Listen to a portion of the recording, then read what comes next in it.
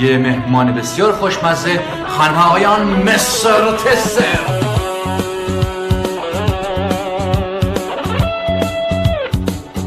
ایشون مستر تستریه که شما توی اینستاگرام زیاد می‌بینیدش و در جام جهانی روسیه در واقع جهانی شد به خاطر اون حرکاتی که انجام داد.